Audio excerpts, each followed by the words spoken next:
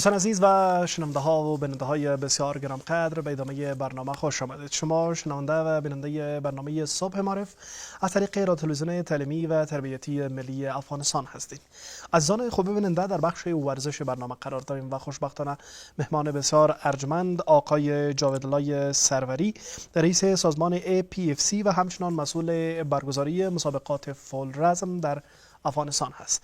میریم به طرف آقای سروری و با جناب سروری راجع به ورزش، راجع به آزادی و همچنان راجع به بعضی از امراضی که می توانیم از طریق ورزش تداوی بکنیم با جناب سروری صحبت میکنیم. آقای سروری سلام، صبحتان بخیر و بسیار زود خوش آمدید. جواد جان صاحب، صبح شما هم بخیر.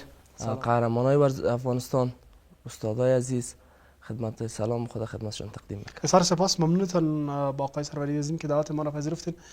آقای سروری، ما در روز 24 اسد شاهد برگزاری بعضی از مراسم در المپیک افغانستان بودیم با مناسبت روز آزادی، روز استقلال و روز فتح امارت اسلامی افغانستان. بیاین معلومات بدین چگونه یک برنامه بود، چقدر لذت بردین و این روز چقدر برای ورزشکاران مهم هست؟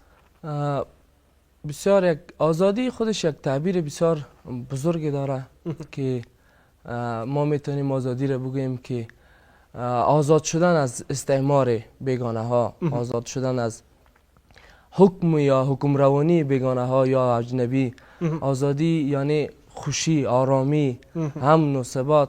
الحمدلله در فدراسیون ملی المپیک افغانستان یا کمیته ملی المپیک ما یک مراسم بسیار خوب و عالی داشتیم که از 34 ولایت قهرمانای بسیار خوب ما، ورزشکارای عزیز کلشان آمدن و این روز به بسیار خوشی و با مراسم امو نمایش‌های بسیار عالی ورزشی آغاز کردیم و بسیار هموطنان ما بسیار خوشحال بودند که لله الحمد وقتی رسیده که ما میتونیم در فدراسیون ملی المپیک یا در ریاست عمومی تربیت بدنی به شکل آزاد، آرام، در فضای بسیار خوب بتانیم نمایشات خود، امو ورزشکارا، امو استعدادهای خود نشان بدیم. بسیار عالی.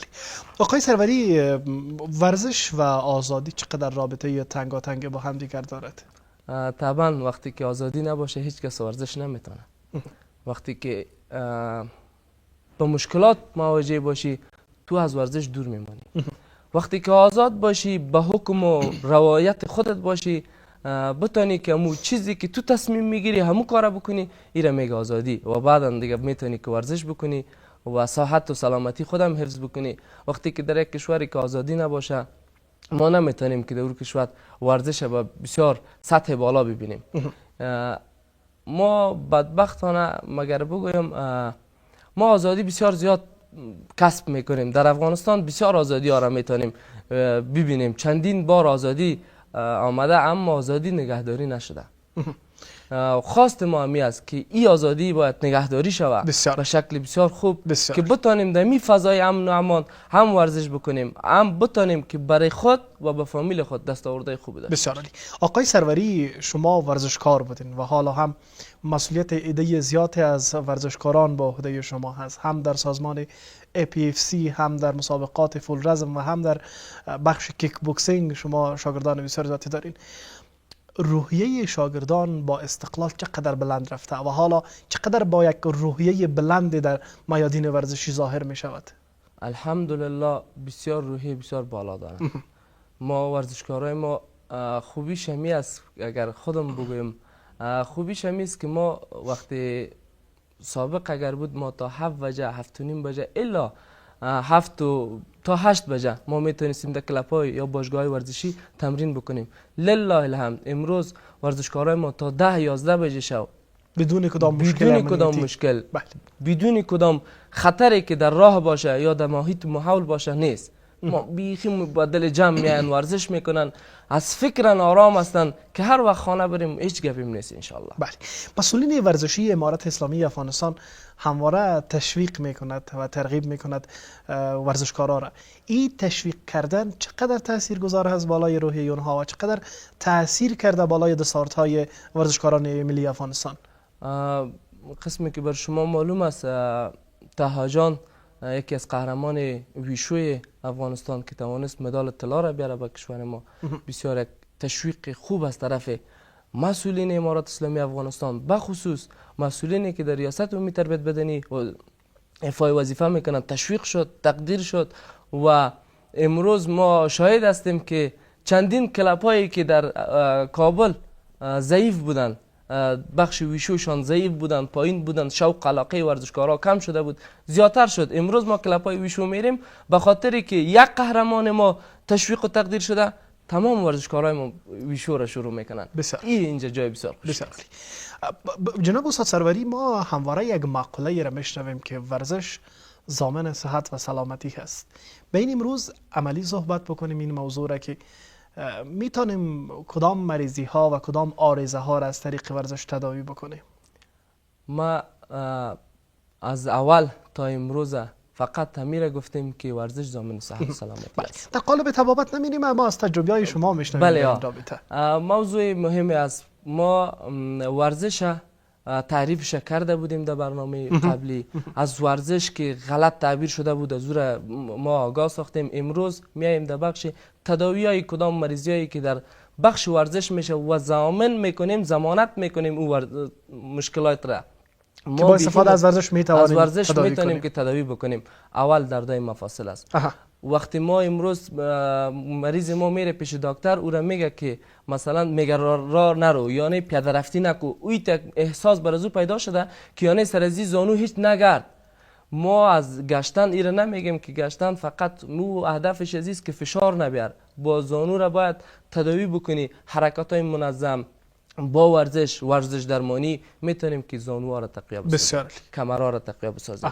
و دوم بخش ما اول دردای مفاصل است که ما میتونیم هیچ ضرورت نیست که از ادویه استفاده بکنیم. ما این ضمانت میکنم کسایی که استادایی که در بخش ورزش درمانی کار کردن، ما برشان ضمانت میکنم کسایی که مریض هستند این انشالله تداوی میشه دردای مفاصلشان. دوم بخششان بخشای چربی ها هست که چربی های اگر چربی جلدی باشه، اگر چربی خون باشه، اگر چربی جگر باشه، اگر تمام مشکلات در چربی باشه، ما این میتونیم با ورزش به ضمانت 100% تداوی بسازیم.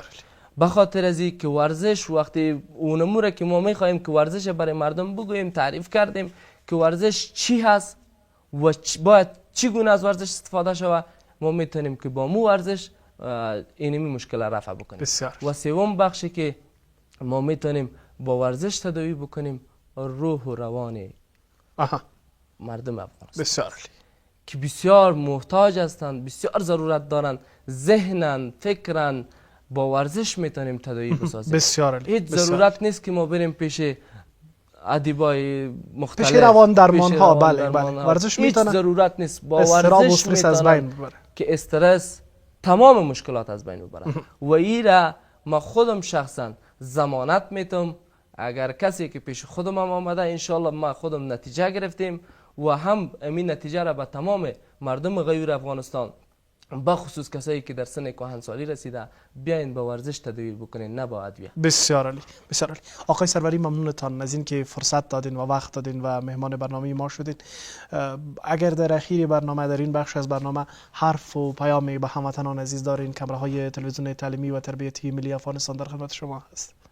پیام خاص خدمت تمام مردم غیور افغانستان، قهرمانای افغانستان، استادای عزیز امی دارم که ورزش به خاطر صحت و سلامتی انجام بدید و کوشش بکنین که از ورزش سوء استفاده نکنید.